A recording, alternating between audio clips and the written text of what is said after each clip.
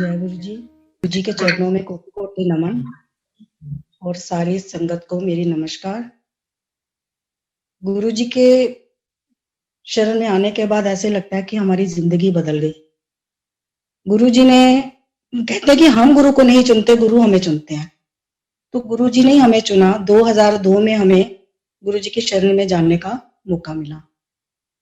तो 2002 में जब गुरु जी के पास गए, मैं और मेरी बेटी गए। मेरे अंकल थे, वो नहीं मानते थे, कहते क्या ये गुरु वगैरह कुछ नहीं होते हैं, मैं शिव भगत हूँ, बस शिव की पूजा ही करता हूँ। और मंदिर भी नहीं जाते थे वो सिर्फ घर में अपना शिव जी की पूजा करते थे।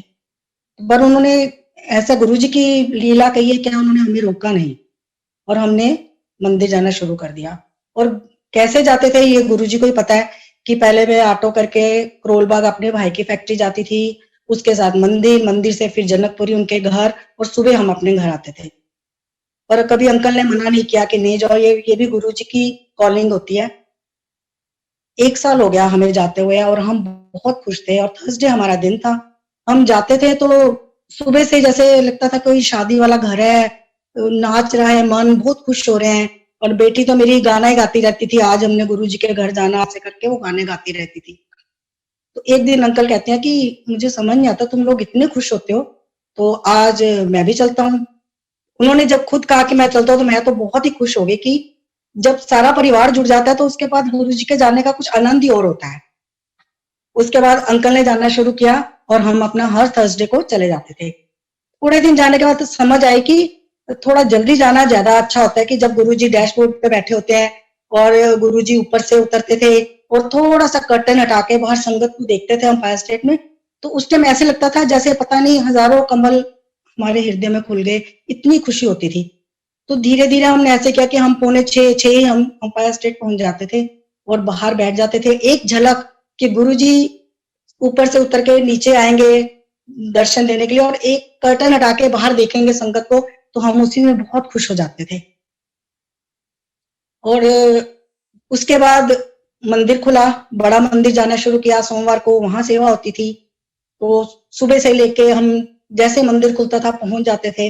और वहां सत्संग जो उस टाइम की संगत है सबको पता था कि कैसे होता है कि सफाइयां करनी, गुरु जी कहते थे मेरा सत्संग करो और फिर लंगर करो बैठ के, और हम वैसे ही करते रहे। मेरी बेटी थी वो उसने बीकॉम किया, तो उसके बाद उसने सोचा मैं बीएड करूं या एमकॉम करूं।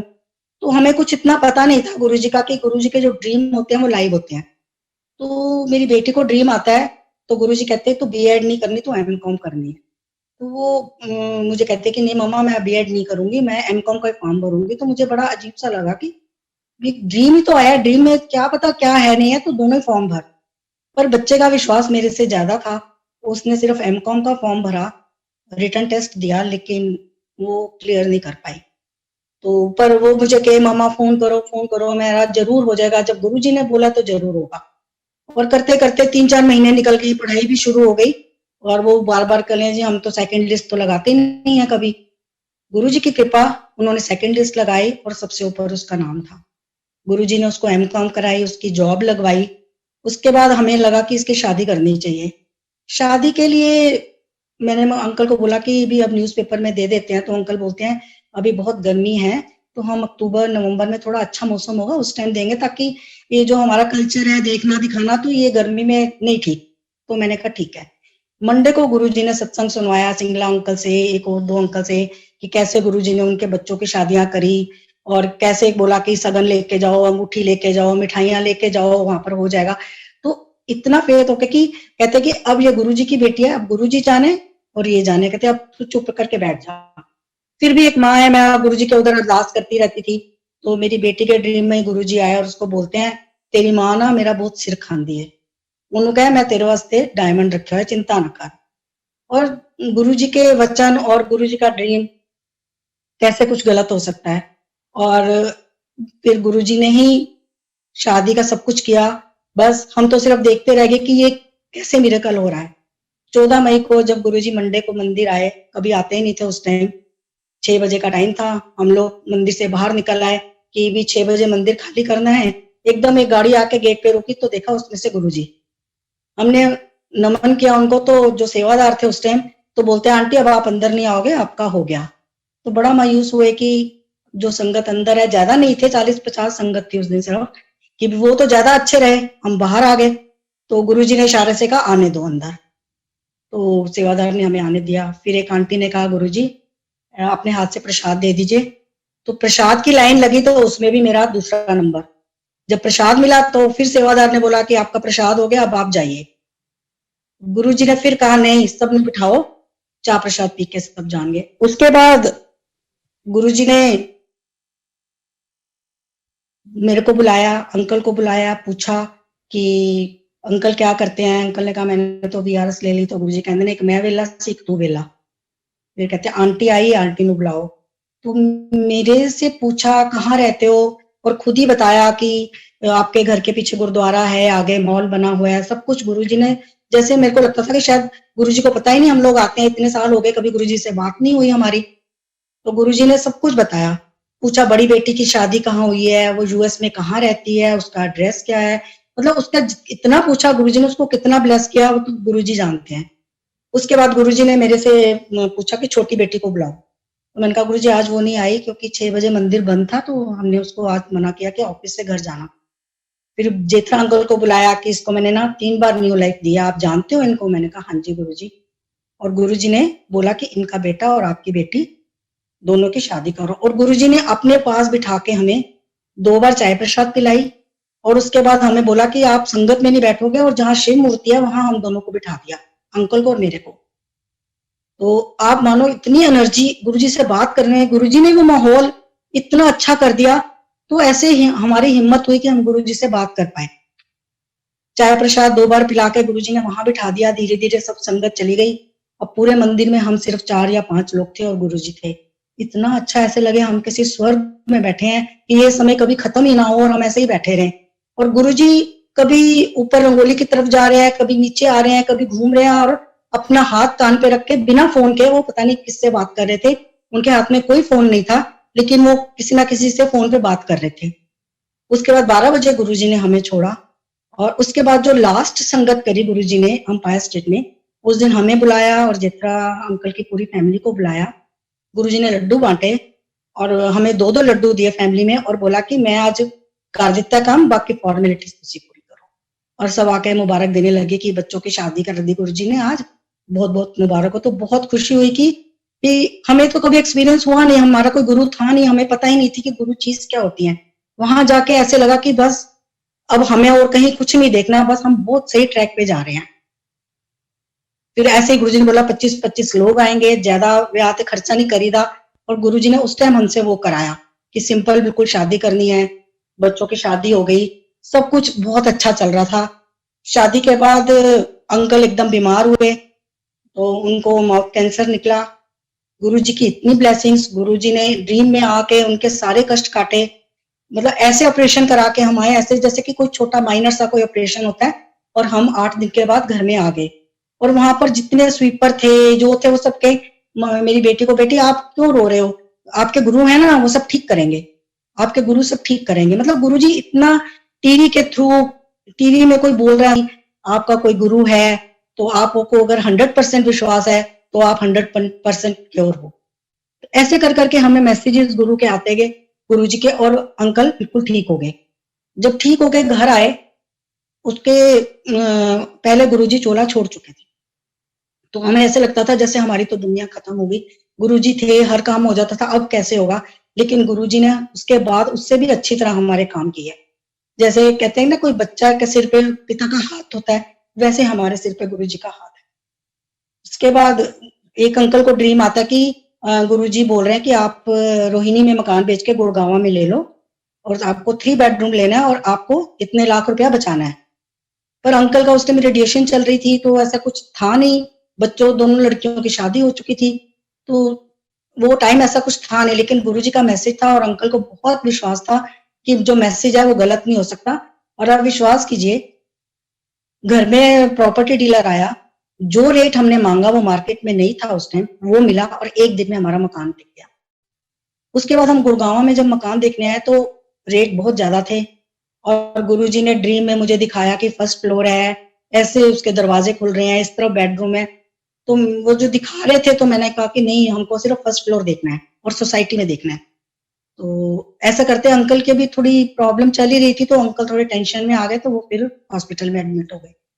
मैंने गुरुजी से अरदास करी कि गुरुजी, जैसे आपने घर बैठ के मकान दिलवाया बिकवाया, ऐसे दिलवा भी देना। अब मैं कहीं जाने वाली नहीं हूँ। और आप संगत जी विश्वास कीजिए, आधे घंटे में मुझे हॉस्पिटल में फोन आता है कि ऐसे ऐसे हमने मकान देख लिया, आप आके मैडम मकान देख लीजिए। मैंने कहा, अभी हम तो हॉस्पिटल में हैं, हम आ नहीं सकते। कहते जैसे आप हमें बता रहे थे ना, सेम वैसे ही हमें मिल गया मकान आपके लिए, तो रेट भी आप जो बोल रहे थे वही है। तो मैंने कहा कि आप बयाना दे दीजिए। कहता कि मैं कैसे बयाना दे दूं, लोग तो आलू प्याज भी खरीदते हैं, दो दुकानें हो तो दोनों से रेट पूछते हैं, ये तो मकान है। मैंने कहा कोई बात नहीं, आप बयाना दीजिए, बयाना जाएगा तो मेरा ही जाएगा ना, तो आप दे दीजिए। उसके बाद विश्वास कीजिए, हम 15 दिन के बाद वो मकान देखने गए और सेम वही था जो मुझे ड्रीम में गुरुजी ने दिखाया था, बिल्कुल वही। उसके बाद हमने यहाँ शिफ्ट किया। एक रूम में गुरुजी ने बोला कि मेरा मंदिर बनाना और एवरी संडे सुबह 7 से 8 मेरा सत्संग करना। और संगत जी 2008 में हम लोग यहाँ शिफ्ट हुए और 16 तक, 16 बल्कि 17 तक हमारा वो सत्संग चलता रहा। और सत्संग में भी इतना दिखाते थे कि हम लोग अंदर बैठे हैं रूम में और किचन में आवाजें आ रही हैं, तो जो नई संगत आती थी वो उनको लगता था कोई फैमिली मेंबर शायद किचन में कुछ बना रहा है, लेकिन कढ़ाई से ढक्कन उतरा होता था, जैसे कि गुरुजी वो पूरा ब्लेस करके जाते थे लंगर हमारा। और गुरुजी एक दिन पहले बताते थे कि ये लंगर बनेगा, ये होगा। तो एक दिन गुरुजी ने अंकल को बोला कि मूली के परांठे बनाने हैं। तो मैंने अंकल से बोला कि सर्दी का मौसम है और परांठे सुबह सुबह इतने सारे बनाऊंगी कैसे मैं, 7 बजे जोत जलानी है। तो मेरी फ्रेंड कहती है मैं आ जाऊं आंटी, हम दोनों मिलकर बना लेंगे। तो अंकल ने बोला नहीं, ये सिर्फ अकेली आंटी को ही हुक्म है, वही बनाएगी, हम गुरुजी ने मना किया। तो मैंने परांठे बनाए और बन भी गए 7 बजे तक सारे। गुरुजी की कृपा से बहुत अच्छा सत्संग भी हो गया। संडे का दिन था, मंडे को हम बड़े मंदिर गए। बड़े मंदिर गए तो किशोरी अंकल जब आते थे उस मंदिर में, चाहे हम बैक साइड में होते थे मंदिर के, पूरा मंदिर गुरुजी के फ्रेग्रेंस से भर जाता था। तो हम को पता चल गया कि किशोरी अंकल आए हैं, तो हम सब लोग जो थे संगत आगे आ गई। तो किशोरी अंकल ऐसे ही बस मूड में थे, कहते हैं जहाँ वाटर कूलर है और गणेश जी की स्थापना है वहीं हम बन्नी पे बैठ गए। कहते चलो आंटी आपको ना आज एक सत्संग सुनाता हूँ। तो हम बैठ गए। तो मेरे को ही वो फेस करके बोलते हैं कि आंटी ऐसे गुरुजी एक बार चंडीगढ़ गए थोड़ी देर के लिए और वहां वो बहुत देर के लिए रहे। एक आंटी लंगर बना के भेजती थी और मैं लंगर लेके आता था। कहता जब मैं लंगर लेने गया तो उन्होंने 2 ही चपाती बनाई होंगी कि आंटी का फोन आ गया और आंटी बाहर चली गई रसोई से। और वो बहुत देर तक फोन करती रही और मेरे को टेंशन हो रही थी कि कब लंगर बनेगा, मैं लेके जाऊंगा, लंगर का टाइम हो रहा है। और वो आंटी जब अंदर गई तो रोटी सारी चपातियां बनी हुई थी और परात में आटा नहीं था। तो वो हैरान होगी, वो कुछ बोली नहीं, उन्होंने बस वो पैक करके अंकल को दिया। कहते आप जाओ, मैं तैयार होके आती हूँ। कहते जब मैं आधे घंटे बाद मंदिर गई तो मैं जैसे ही एंटर करी तो गुरुजी मुझे बोलते हैं आंटी लंगर तू बनानी है, लंगर तेरा गुरु बनांदा है। तो ये बात बिल्कुल सच है कि हम कुछ भी करते हैं उसके लिए हमें हिम्मत सिर्फ गुरुजी देते हैं, हम कुछ नहीं कर सकते। तो वो मेरे को जवाब मिला कि तू क्यों घबरा रही है कि संगत इतनी होती है, मैं सुबह उठ के कैसे ये बनाऊंगी। तो गुरु लंगर तू नहीं करती, जो करते हैं वो गुरुजी करते हैं। तो ये सब गुरुजी की कृपा है, हम कुछ नहीं कर सकते। ऐसे ही फिर संगत ने किसी ने बोला कि गुरुजी तो बिना पेट्रोल के गाड़ी चला देते हैं, ये करते हैं। तो अंकल हंसने लगे एक दिन, कहते ऐसे कैसे हो सकता है, बिना पेट्रोल के कभी गाड़ी चलती है। संगत जी बड़े मंदिर से रोहिणी जाने के लिए आपको पता है कितने 50 से ऊपर किलोमीटर है। तो हम पूरी स्पीड पे रात को मंदिर से घर जा रहे थे। तो पंजाबी बाग फ्लाईओवर पे किसी ने हमें कुछ बोला। तो मैंने अंकल को बोला कि शायद ना पीछे बेटी है, वो ऑफिस से आती थी, थकी होती थी, वो सो जाती थी। तो मैंने कहा शायद ना पिछला दरवाजा खुला है हमारा गाड़ी का, आप फ्लाईओवर से नीचे उतर के जरा साइड में गाड़ी लगाओ। जब गाड़ी लगाई तो देखा तो गाड़ी तो पंचर है। फिर मोती नगर में कोई जान पहचान के बच्चे थे संगत के, उनको फोन किया, उन्होंने आके वो हमारा स्टेपनी लगाई और जाके हमने गाड़ी, हमारी सोसाइटी में शादी थी, हमने सामने वाली सोसाइटी में गाड़ी लगा दी। अगले दिन हम फिर मंदिर चले गए और वो पंचर गाड़ी है और सबको पता है पंचर गाड़ी हिलती नहीं है और वो अपना भागी जा रही है हमारी गाड़ी जो है। उस दिन अगले दिन तक भी चलती रही। जब अंकल वो लगवाने गए पंचर तो वो बोलता कि आपने कितनी गाड़ी चलाई कि ट्यूब तो है ही नहीं अंदर, ट्यूब का पाउडर बना हुआ है पूरा। तो तब हमें समझ आई कि हम सबको ऐसे ही बोलते थे। वाकई गुरुजी ने हमारी पंचर गाड़ी मंदिर से घर, घर से मंदिर और फिर मंदिर से घर तक इतने, उसने कहा कम से कम अपने 100 किलोमीटर तो चलाई होगी, और 80 की 90 की स्पीड पे गाड़ी चली, पंचर गाड़ी। तो उस दिन के बाद मतलब गुरुजी अपना विश्वास पक्का करते रहे। ऐसे ही एक बार हम गुड़गांव से मंदिर जा रहे थे, जैसे ही वो मोड़ आता है ना, उस मोड़ के ऊपर हमारे साथ एक अंकल थे, तो उन्होंने बोला अंकल मुझे ना थोड़ा कोल्ड है, तो आज एसी मत चलाओ, खिड़की खोल दो। तो उसके बाद जैसे ही हम पहुंचे तो मेरे अंकल कहते हैं अंकल थोड़ी देर के लिए खिड़की बंद कर दूं। उस टाइम तो वहां सड़क होती नहीं थी, एकदम मिट्टी मिट्टी होती थी, तो मिट्टी आएगी तो आपको और एलर्जी हो जाएगी, तो मैं दो थोड़ी देर के लिए शीशा बंद कर देता हूँ। संगत जी आप विश्वास कीजिए, एकदम रेड लाइट के टर्न पे हमने वो शीशा ऊपर किया, एसी चलाया, और गोल्फ कोर्स में वहां से जो उसकी बॉल थी वो नेट के इतने ऊपर से आके मेरे वाले शीशे पे लगी, और शीशा पूरा चकनाचूर, मेरे ऊपर पूरा शीशा, और वो बाल उछल के आगे अंकल की गोदी में जाके गिरे। और फिर हमने साइड में रोका, पूरे कांच वांच हटाए वहां से, मेरे ऊपर से सारी सीट साफ करी। तो मैंने थैंक यू कहा गुरुजी, अगर ये शीशा बंद नहीं होता तो ये बॉल सीधी मेरे सिर पे आके लगती और मैं कहाँ होती। तो इसीलिए कहते हैं कि गुरु से कुछ मांगो नहीं, वो जिंदगियां बख्शते हैं, वो महाशिव हैं, उनसे क्या मांगेंगे। वो कहते हैं कि जिंदगियों के साथ साथ ये चीजें तो मैं तुम्हें पैकेज में देता हूँ, कोई नौकरी, कोई पैसा, कोई हेल्थ, कोई बच्चे, मकान, हम सब यही मांगते हैं। और गुरु जी कहते हैं तुम क्या मांगते हो, तुम कोई काम की चीज मांगते हो, तुम यही चीजें मांगते हो, और ये चीजें तो मैं इसके साथ ही देता हूँ, तुम्हें कुछ मांगने की जरूरत नहीं है, मांग के अपने गुरु को छोटा करते हो तुम। तो बस ऐसे ही चलता रहा। एक बार हम रात को किसी के सत्संग से आ रहे थे, हम घर आ गए, फरवरी का महीना था, बहुत ठंड थी। हम घर आके जैसे ही लेटे तो उस आंटी का फिर से फोन आया कि आंटी आप दोबारा आ जाइए, गुरुजी कह रहे हैं कि वो अंकल क्यों चले गए। तो बार बार कहते मेरे को यही आवाज आ रही है कि आपको गुरुजी दोबारा बुला रहे हैं। ठंड का महीना था अंकल, 2 1:30 2 बजे के टाइम हम फिर वापस उनके घर गए। 3 3 3:30 बजे तक फिर सत्संग चला। और जब हम वहां से अपने घर की तरफ आ रहे थे, जो ये फेज 5 वाला चौक है, यहाँ पर थे हम, फरीदाबाद रोड क्रॉस करती है, और इतना बड़ा वो ट्रक था, 18 पहियों वाला जो ट्रक होता है, वो एकदम हमारे सामने आ गया। और पता नहीं, जय गुरु जी बोल के अंकल ने उसके साथ ही गाड़ी काट ली अपनी। और मतलब हम, हमारे हाथ पैर कांपने लग गए कि ये क्या हो गया, बच गए हम। और घर आए, घर में आके नींद ही ना आए कि गुरुजी, बस गुरुजी का पाठ ही करते रहे कि थैंक यू गुरुजी आपने बचा लिया, नहीं तो हम कहाँ इतने बड़े ट्रक के नीचे आ जाते तो हमारा तो कुछ पता भी नहीं चलता।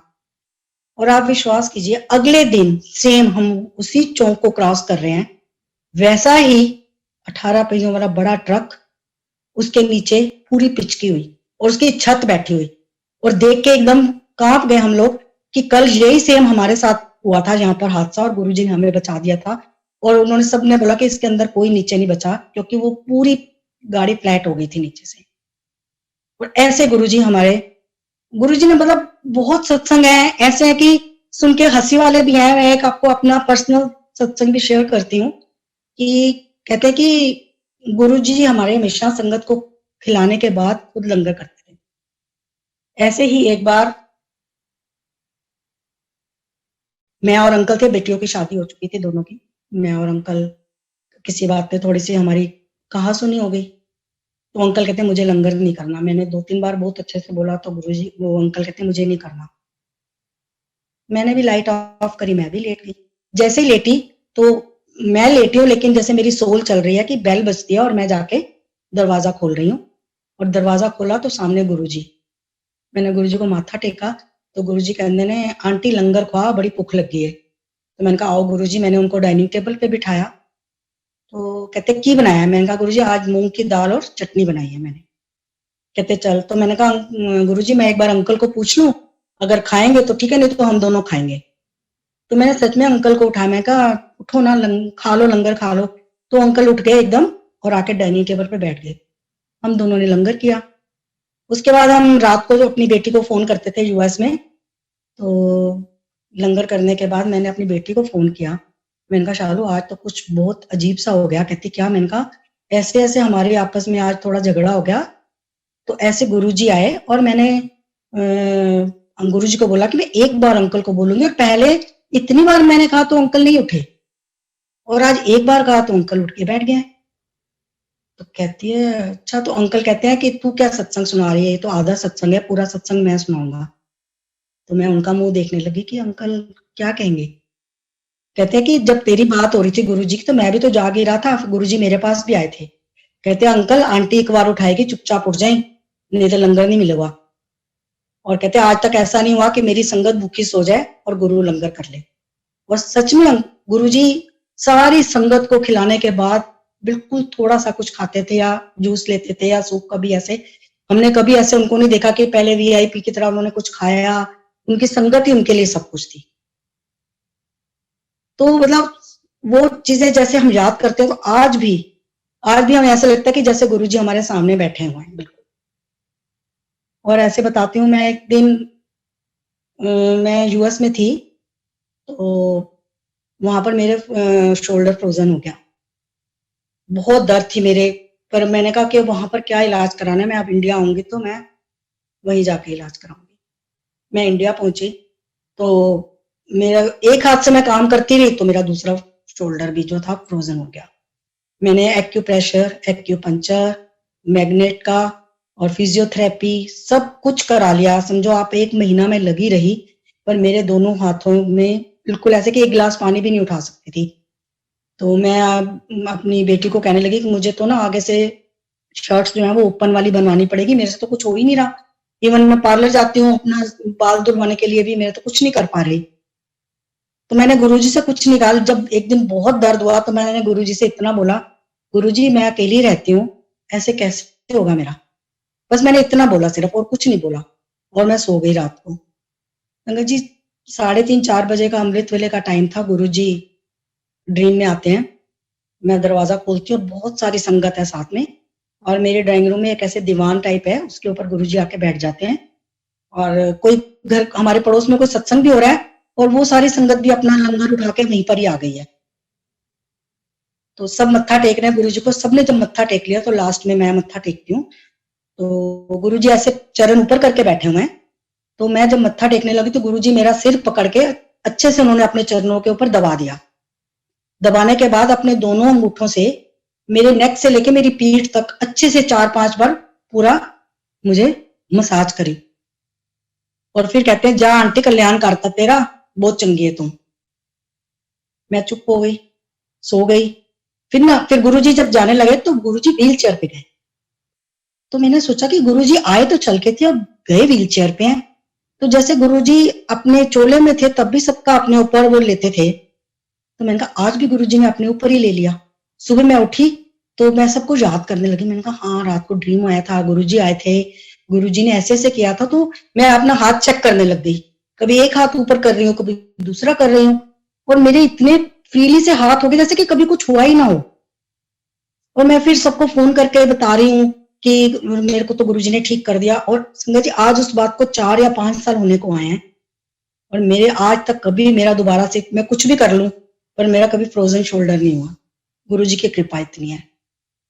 उसके बाद अभी लास्ट ईयर की बात है, मैं नवंबर में यूएस से जब आई, न्यू जर्सी में मेरी बेटी रहती है, और जो मंदिर है न्यू जर्सी का वो बिल्कुल वॉकिंग डिस्टेंस, मतलब 2 या 3 मिनट में हम सामने, घर के सामने एकदम मंदिर है। तो कभी भी दोपहर को चली जाती थी, अमृत वेला होता है वहां चले गए। कभी दोपहर को बोर हो रहे हैं बच्चे अपने अपने कामों में चले गए, तो मैं वहां जाके बैठ जाती थी, जल प्रसाद पिया, शब्द 24 घंटे लगे रहते हैं वहां पर सुने, और मैं और मेरी छोटी सी दोती हम लोग बैठ कर वापस आ जाते थे। जिस दिन मेरी फ्लाइट थी तो मैं उस दिन गुरुजी से आज्ञा लेने गई। मैंने कहा गुरुजी कल मैं वापस इंडिया जा रही हूँ, आपने मेरे साथ ही चलना है, और कह के और मैं आज्ञा लेके उनसे आ गई। जब रात को सोई तो गुरुजी ने दिखाया कि बहुत बड़ा कोई हॉल है, बहुत संगत बैठी है, और गुरुजी अपने आसन पे बैठे हैं।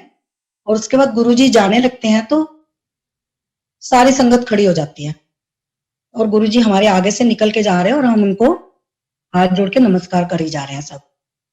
और इतने ज्यादा टाइट खड़े हैं हम कि हम हिल भी नहीं सकते।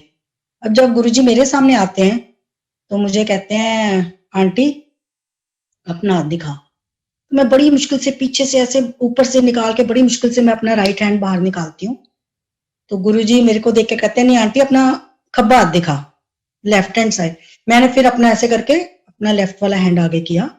गुरुजी ने देखा, जेब से पेन निकाला, वो रेड कलर का पेन, और गुरुजी ने मेरे हाथ की पूरी लकीरें बदल दी और कहते हैं आंटी जा तेरे हाथ दियां पूरी लकीरें बदल देती हैं, ऐश कर। तो मैं सुबह उठी तो मैं मतलब रोई जा रही है। बेटी कहती क्या हो गया मम्मी, तबीयत ठीक है या कुछ जाने की टेंशन हो रही है आपको, कि भी थोड़ा सा सफर होता है लंबा तो थोड़ी सी टेंशन हो जाती है। मैंने कहा नहीं बेटे कुछ टेंशन नहीं है, मेरे को तो रात को गुरुजी आए, पता नहीं मेरे साथ क्या होना था, मेरी लाइफ में क्या होना था, जो गुरुजी ने मेरा सारे हाथ की लकीरें बदल दी। अब संगत जी क्या मांगे हम गुरुजी से, क्या मांगे? हर चीज तो वो ऐसे दे रहे हैं कि बिन मांग, उनको पता है कि हमें क्या चाहिए, किस समय क्या नहीं चाहिए। जब मेरे अंकल ने गुरुजी के पास गए 2012 में,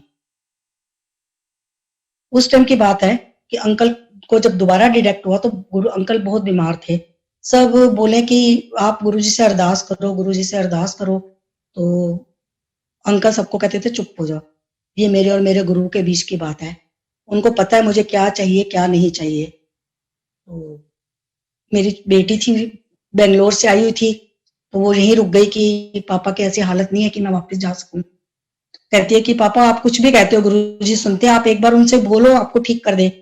तो उनका तो बोलना भी बंद हो गया था, खाना पीना सब बंद हो गया था लास्ट में। तो अंकल कहते हैं उसको इशारे से कि अपना अटैची उठा और चली जा, कि मुझे गुरुजी से कुछ नहीं कहना, जो देते हैं उसके लिए एक बार शुक्राना और जो नहीं दे रहे उसके लिए डबल शुक्राना। कि फिर एक आंटी को भी ड्रीम में दिखाया गुरुजी ने कि अगर ये रुकता, इसको मैं जिंदगी भी दे देता तो बहुत मुश्किल होनी थी इसके लिए। तो मैंने इसके जितने कर्म थे मैंने 10 महीनों में इसके सारे कर्म कटवा दिए। तो संगत जी ये 7 जून की बात होगी। पहले गुरुजी अंकल ने मुझे 1 साल पहले कहा कि मेडिटेशन में मुझे गुरुजी ने दिखाया है कि मैं गुरुजी के पास जा चला गया हूँ, और गुरुजी ने मुझे बोला कि जो सारे तेरे लास्ट राइट्स होंगे वो दीपक अंकल करेंगे, क्योंकि वो पिछले जन्म का उनका भी कुछ कर्जा है तेरे साथ, तो वो करेंगे। तो अंकल ने मुझे बोला, तो मैंने कहा छोड़ो ना, ऐसे क्यों बोल रहे हो, अब तो आप बिल्कुल ठीक हो, ऐसे मत बोलो। कहते मैं कहा पता नहीं क्या दिखाया गुरुजी ने, आप क्या समझ रहे हो, गुरुजी के मीनिंग हमें पता नहीं चलते, गुरुजी क्या कहना चाहते हैं, हम अपना बस आइडिया लगाते हैं कि इसका मतलब ये होगा, इसका मतलब ये होगा। तो मैं चुप हो गई। उसके बाद हमने बच्चों को भी ये बात नहीं बताई। तो जब 7 जून को अंकल यूएस गए हुए थे अपनी बेटी के पास, तो बार बार अंकल पूछे दीपक ने कब आना है, दीपक ने कब आना है, दीपक ने कब आना है। जब 7 तारीख को अंकल एयरपोर्ट से उतरे, सिर्फ सामान रखा और वो अंकल को मिलने के लिए आ गए। जब अंकल को मिलने आए तो बस अंकल ने उनसे देखा, मुस्कुराए, प्यार किया, सिर पे हाथ किया और बस शांत हो गए। उसके बाद अंकल 8 तारीख को भी आए, तो लेकिन अंकल ने कोई बात नहीं करी उनसे। अंकल ने मुझे, दीपक अंकल कहते हैं कि आंटी मैं कुछ आपसे कहना चाहता हूँ, पर समझ नहीं आ रहा कि मैं कैसे बोलूं, पर अंकल की हालत देख के मेरा मन कर रहा है कि मैं आपसे बात करूं। तो मैंने कहा नहीं अंकल आप बताइए, आपको एक तरह से बेटे का हक दिया है गुरुजी ने। मेरा हाथ जो है वो अंकल, दीपक अंकल के हाथ में ऐसे रख के गए थे कि ये तेरी जिम्मेवारी है आंटी। तो मैंने कहा आपको बेटे का दर्जा दिया गुरुजी ने, आप बताओ क्या कहना चाहते हो। कहते हैं कि मुझे गुरुजी ने ऐसे ऐसे ड्रीम में दिखाया कि जल्दी जा और तूने जाके सब अंकल का कुछ करना है। तो अंकल मेरी तरफ देख के ऐसे करने लगे कि तू भी बता कि मैंने तेरे को 1 साल पहले क्या बताया था। तो मैं रोने लग गई। मैंने अंकल को कहा कि ऐसे 1 साल पहले गुरुजी ने दर्शन में अंकल को बताया था कि जो भी लास्ट राइट्स होंगे सारे वो आप करेंगे। तो आप यूएस में थे और जब तक आ भी गए अंकल को एक ही रट लगी हुई थी कि दीपक कब आएंगे, दीपक कब आएगा, दीपक कब आएगा। और जैसे आप आ गए उसके बाद अंकल ऐसे शांत हो गए एकदम, उन्होंने बात करनी बंद कर दी, बस चुपचाप शांति से पड़े हुए थे। और आपको पता है कि एक इंडिया में एक औरत के लिए कोई डिसीजन लेना कोई आसान बात नहीं होती, बहुत बड़ी बात होती है। जब सारे ससुराल वाले थे सबने पूछा कि कौन करेगा, तो मैंने दीपक अंकल का नाम लिया कि सब कुछ यही करेंगे, गुरुजी का हुक्म है। और आप विश्वास कीजिए आज इतने साल हो गए, मैं उनके लिए एकदम बेगानी और आई सी हूँ। बस जैसे एक फॉर्मेलिटीज पूरी करते हैं सब रिश्तेदारों के साथ, ऐसे ही मेरे साथ हो रहा है। और मैंने अपने ब्रदर इन लॉ को बोला भी कि तू भी तो जाता है गुरुजी के पास, तेरे को पता है तेरा भाई कैसा है। अगर गुरुजी कुछ भी कह रहे हैं, चाहे उनके लिए दुनिया एक तरफ गुरुजी एक तरफ, तो जो गुरुजी ने कह दिया वो तो उन्होंने करना ही करना है। तू नाराज मत हो, तेरा कोई हक नहीं लिया हमने, हमने सिर्फ गुरुजी का हुक्म माना है। तेरी इज्जत आज भी उतनी है हमारी नजरों में, लेकिन इंसान है, इतनी जल्दी कहाँ समझ आती है किसी को। और वही हुआ, गुरुजी ने दीपक अंकल से ही सब कुछ कराया। इसमें क्या था क्या नहीं था हमें नहीं पता, बस हमने गुरुजी का हुक्म माना है कि बस गुरुजी हैं तो सब कुछ है हमारे लिए, गुरुजी नहीं है तो कुछ भी नहीं है। और क्या बताऊं अंकल, एक गुरुजी की इतनी कृपा है। जब गुरुजी का जब अंकल का चौथा था, जिस दिन पगड़ी रस्म जिसे कहते हैं, उस दिन की बात है, उस आंटी को गुरुजी ने कहा कि ਉਹਨੂੰ कह चिंता ना करे, ਉਹਦੇ नाम की पगड़ी मैं पाई है, ਉਹਦਾ मैं ध्यान रखना है। और आज भी मेरा मंदिर जाने का मन करता है, कहीं सत्संग में जाने का मन करता है। गुरुजी जैसे संगत को ऐसे मेरे लिए भेज देते हैं कि जैसे पता नहीं साक्षात गुरुजी मेरे सामने खड़े हैं। मेरे को किसी को कहने की जरूरत नहीं पड़ती है, आगे से ही फोन आता है, आंटी आज मंदिर चलोगे, आंटी आज उधर सत्संग में आप चलोगे। तो उनको क्या मैं कहूं, उनसे क्या मांगू। कई बार मैं मन में सोचती हूँ कि काश मेरा भी एक बेटा होता तो आज मैं अकेली नहीं होती। अब बेटियों के पास जाती हूँ, पर फिर भी हमारे जो कल्चर है उसमें तो यही है ना कि बेटी के घर में माँ रहे तो अच्छा नहीं मानते सब। तो बस ऐसे ही एक बार मैंने बोला कि गुरुजी काश मेरा भी बेटा होता। तो हमारी जो मेड है वो बहुत पुरानी मेड थी, बहुत सालों से मेरे घर में काम कर रही थी, इस टाइम वो नहीं है यहाँ पर। एक दिन मुझे कहती है, आंटी आपके बेटे की जो ये फोटो लगी ना बहुत अच्छी है। तो मैंने कहा ये मेरे माता पिता भगवान गुरु पति साईं सब कुछ मेरे यही है। तो गुरुजी मुझे दिखा देते हैं कि तू क्यों कहती है, सब कुछ मैं ही हूं तेरा। और कुछ ना कुछ मेरे सामने ऐसा ला के करते हैं कि वो कोई ना कोई मुझे आके कहेगा आप क्यों ऐसे परेशान होते हो, मेरे को देखो मैं कितनी परेशान हूँ बेटे बहू से, आप कितने अच्छे हो। जब आपका दिल करता है मंदिर जाते हो, जब दिल करता है सत्संग पे जाते हो, कुछ नहीं रोग मेडिटेशन करो, अमृत वेले उठते हो। कहते हो कितनी बंदिशें होती हैं, आप तो गुरुजी का शुक्र करो कि आपको जो ये अब बाकी की जो लाइफ है आपको गुरुजी ने इतनी अच्छी बख्शी है कि आप सिर्फ गुरुजी से कनेक्ट होकर रहो, आपको और कुछ नहीं करना। तो मैं गुरुजी का लाख लाख शुक्राना करती हूँ कि गुरुजी ने अपने शरण में रखा, मुझे इतना प्यार दिया, संगत का इतना प्यार मिला। और गुरुजी कैसे दिखाते हैं कि मैं तेरे साथ हूँ। हमारे पड़ोस में एक आके लोग रहे, उनका बेटा था और मम्मी थी उनके, बस 2 लोग थे। और उसकी ये 2-3 टैक्सियां थी और वो टैक्सियां ज्यादा चलती नहीं थी कि वो कहते हैं कि ड्राइवर ही सब कुछ खा जाते हैं, कुछ हमें बचता नहीं है। तो वो बड़ी परेशान थी आंटी। तो कहती है आपके घर में क्या सत्संग वगैरह होता है? मैंने कहा हाँ जी। तो वो मेरे घर में आके बैठी, उन्होंने गुरुजी के बारे में सुना मेरे से। संडे का दिन था, दोपहर का, तो प्रसाद था संडे का, मैंने उनको प्रसाद दिया, एक गुरुजी का स्वरूप भी दिया। तो मैंने कहा आंटी आप चिंता मत करो, गुरुजी की कॉलिंग है आपके लिए, आप देखना आपका कैसे दिन फिरेंगे, आप चिंता मत करो सब कुछ ठीक होगा। तो उन्होंने जाके अपने बेटे को बोला कि ना मैं साथ वाली आंटी के घर गई थी, तो ये देख उनके गुरुजी हैं और ये उन्होंने प्रसाद दिया तेरे लिए, तू खा ले। तो कहती है अच्छा उनके गुरुजी हैं? कहते हैं हाँ, पर ना ये चोला छोड़ चुके हैं, पर उनकी गद्दी लगाई हुई है आंटी ने, तो वो ओमनी प्रेजेंट है, वो हर जगह, वो भगवान है, शिव है। तो कहते हैं मम्मी क्या ये चोला छोड़ना क्या होता है, क्या कह रहे हो, गुरुजी नहीं है? गुरुजी तो मैंने खुद देखे हैं। कहते तूने कैसे देख लिए? कहते हाँ, आंटी के घर एक बड़ा सत्संग हो रहा था, ये दरवाजा खुला था, सामने दरबार था और गुरुजी का आसन लगा हुआ था, तो मैंने देखा गुरुजी उस पे बैठे हुए थे और काफी संगत आगे होकर गुरुजी ऐसे झुक के और उन सबसे बातें कर रहे थे। संगत जी, गुरुजी ने उनको दर्शन दिए जिनको गुरुजी के बारे में कुछ पता भी नहीं था। कहते और अभी थोड़े दिन पहले की बात तो है कि उनके घर में गुरुजी थे और पीछे पीछे इतनी सारी संगत जा रही थी और मैं अपने काम से आ रहा था और मेरे आगे आगे तो उनके गुरुजी आए इनके घर में। तो उसको दर्शन देके इतना ब्लेस किया गुरुजी ने, उसकी जॉब लग गई नोएडा में और उसको कंपनी की तरफ से ड्राइवर मिला, कन्वेंस मिली और मकान अपना बन गया।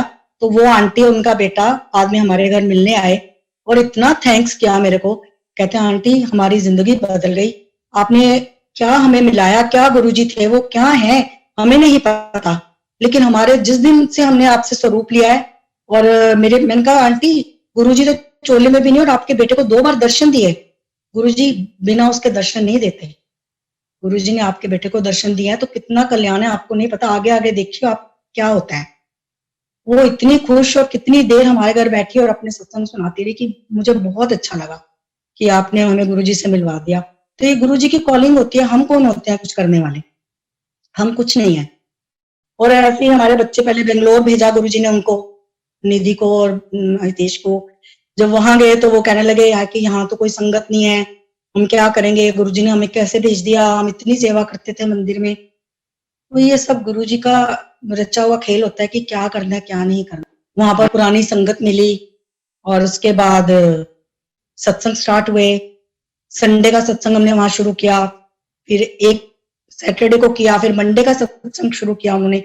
और जब वहां पर 200-250 संगत जुड़ गई, उसके बाद गुरुजी ने उनको वापस बुला लिया गुड़गांव बुलाया। उसके बाद उनकी जॉब नोएडा में लगी।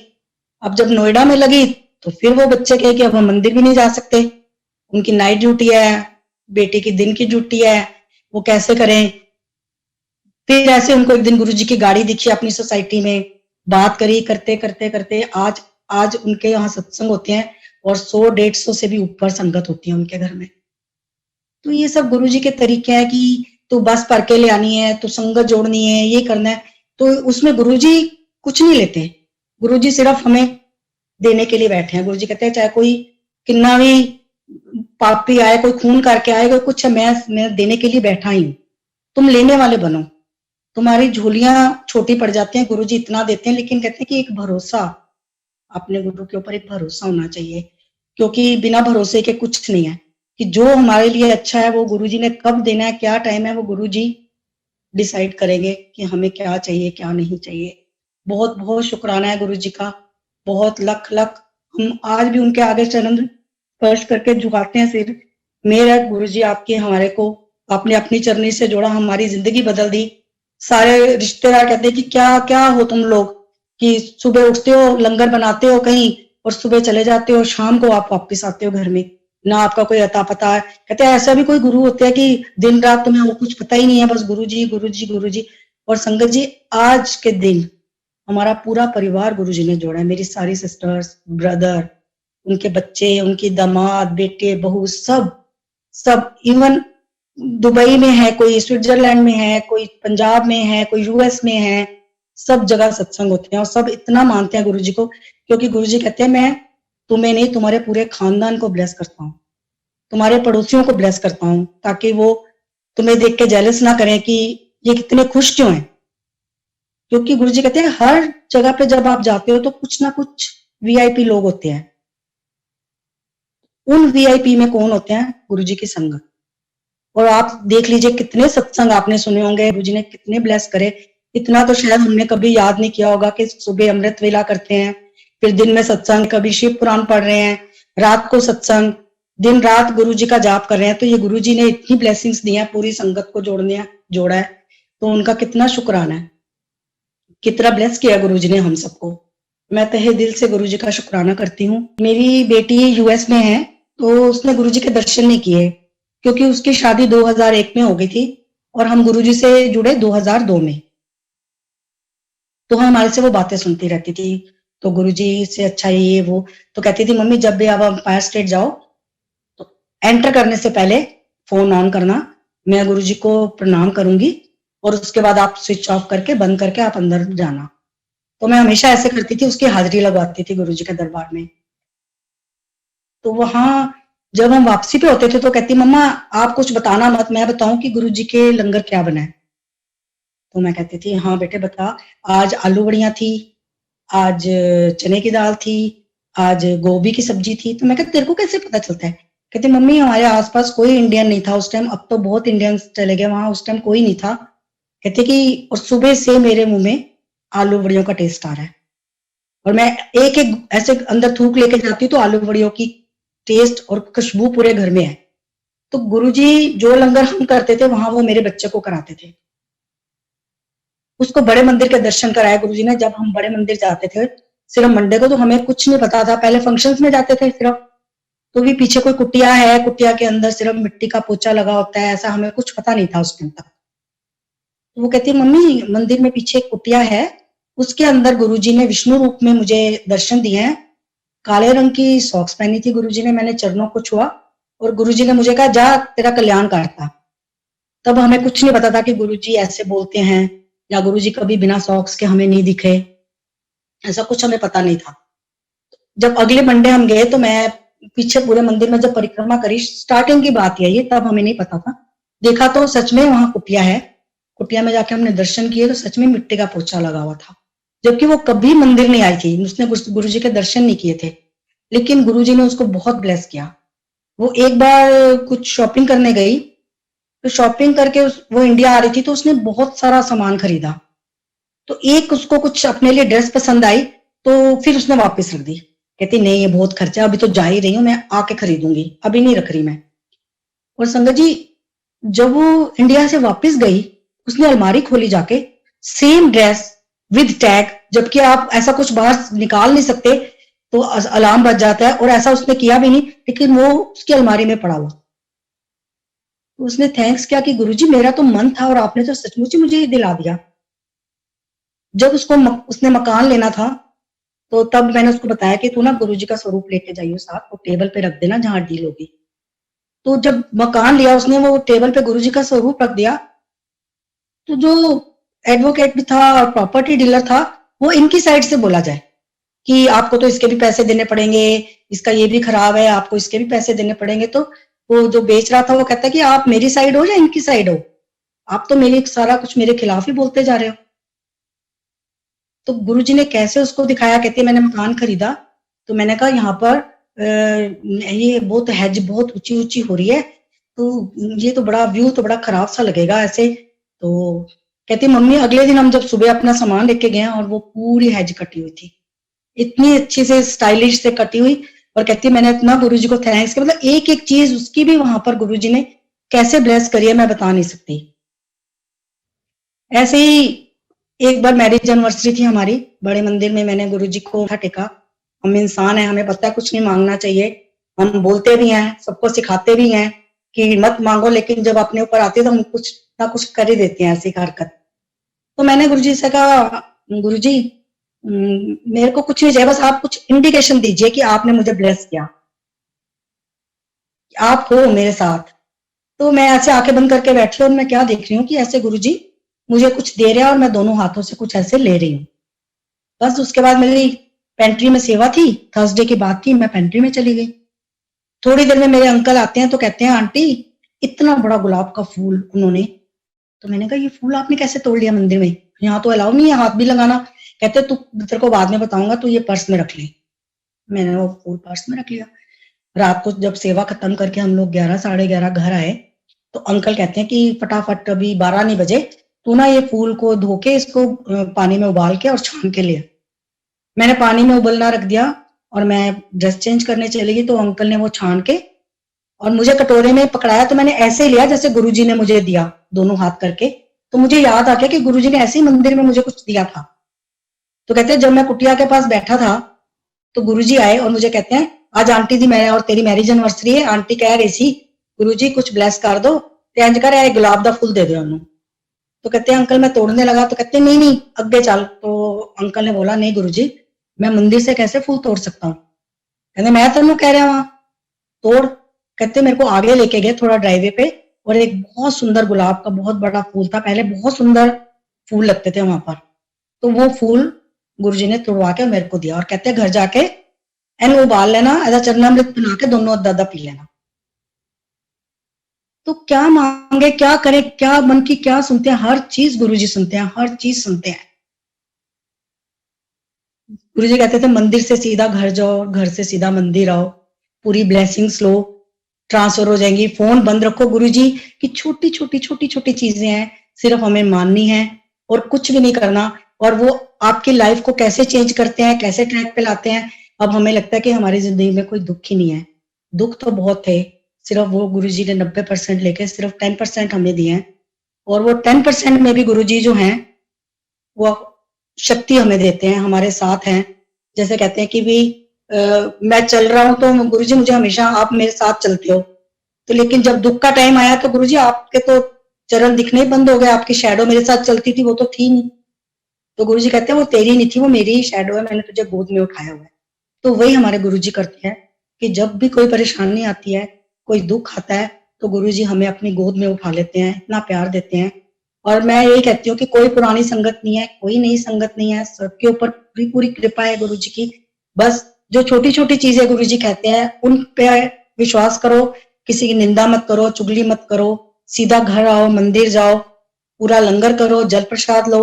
और गुरुजी कहते थे कि जब जो मांगते हो तुम्हें मिल जाता है तो कभी कभी थैंक यू करना आ जाया करो, कि मैं तुम्हें औलाद बख्शता हूँ तो तुम पार्टियां करते हो शराबा और कबाबा नाल, और मेरे को कोई पूछता नहीं।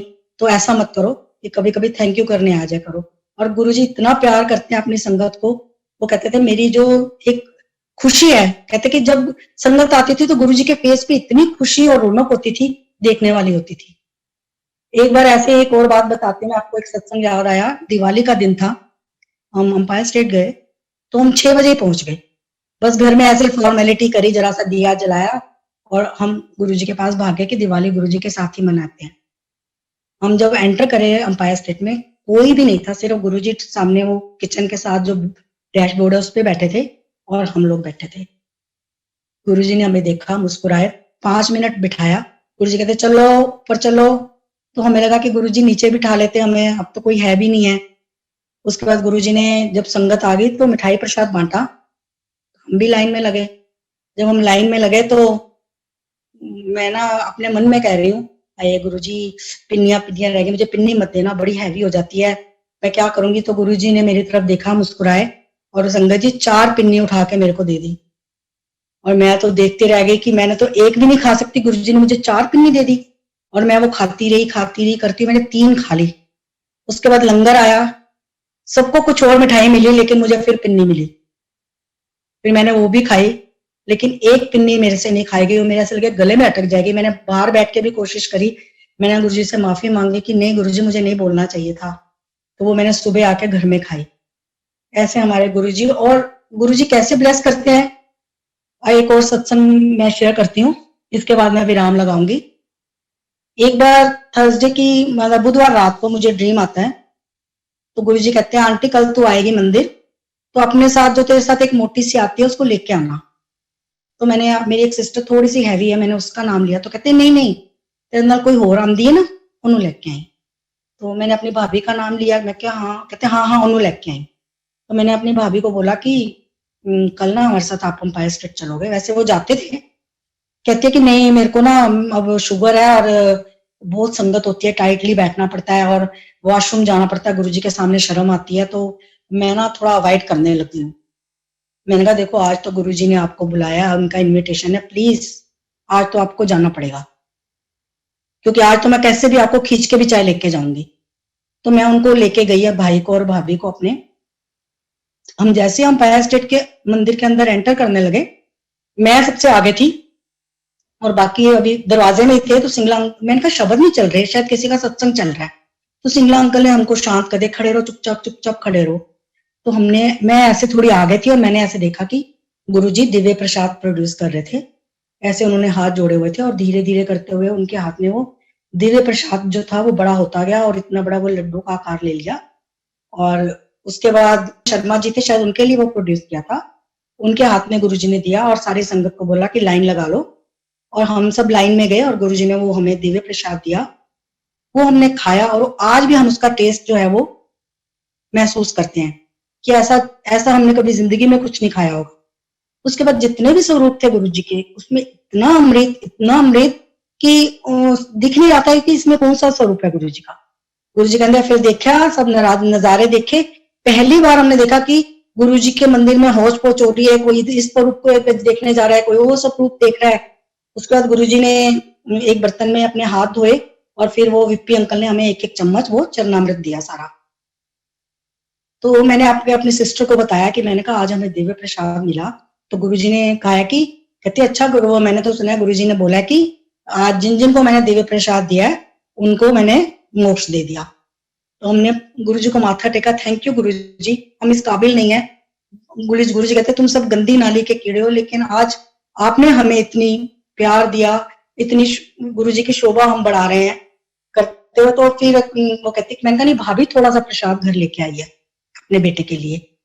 वो विकासपुरी से ऑटो करके वहां गई कि भाभी मेरे लिए थोड़ा सा रखा। उन्होंने कहा नहीं मैंने तो थोड़ा सा था, वो रात को मैंने इसके मुंह में डाल दिया। तो उसने कहा कि वो हैंकी है आपके पास जिसमें लाए थे? उसने कहा हाँ। कहते वो मुझे हैंकी दो।